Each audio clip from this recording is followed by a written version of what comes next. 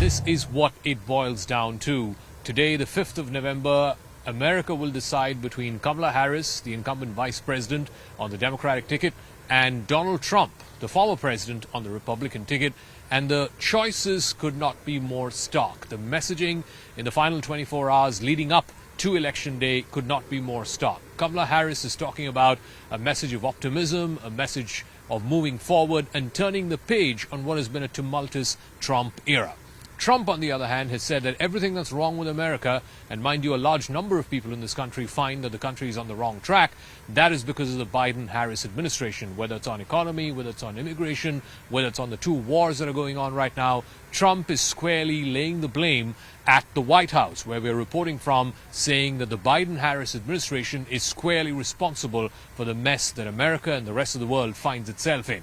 But today it's going to be the choice between, on the one hand, possibly making history. Kamala Harris could become the first ever woman president of the United States. In the almost 250-year history of this country, America has never had a woman president. Hillary Clinton came closest back in 2016, 8 years ago, when she lost to the same Donald Trump, who's now standing in the way of Kamala Harris potentially becoming the first ever woman president of this country. On the other hand, Trump looks like 2024 for him is unfinished business. Remember, in the history of American presidencies, a successful president is almost always decided by whether he gets a second term. Trump believes he was robbed of a second term in 2020 in an election which him and his supporters have been denying that they ever lost in the first place, and more importantly, they say that that election was stolen away from them.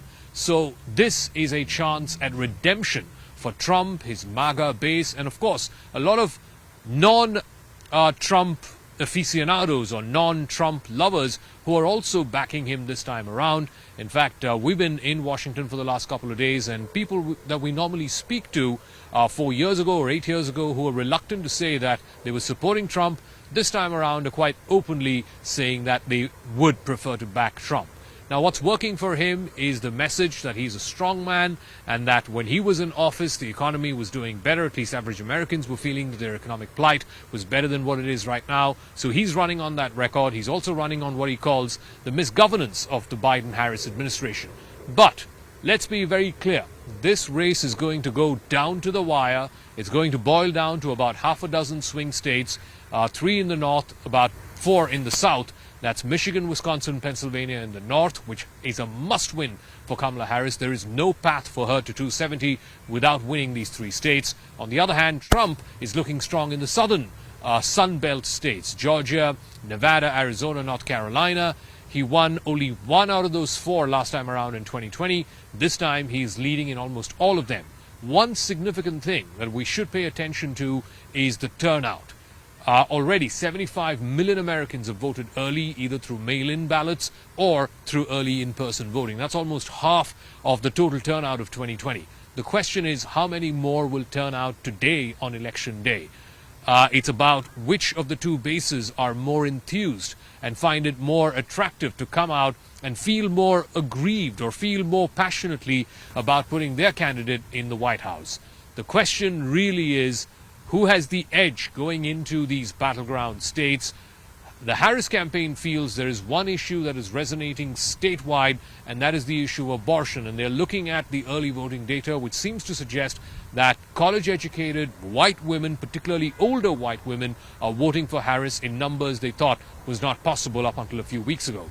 Trump, on the other hand, is backing on his non-educated, non-college educated white male vote, and also on the youth vote, whether it is black young men or even Hispanic young men who feel left out of this Democratic coalition. So it will ultimately boil down to a fight between the two social coalitions, a fight between the ardent supporters of both sides, and ultimately who is more enthused to turn up for their candidate. It is going to be a riveting Election Day, and may I say election night, here in America.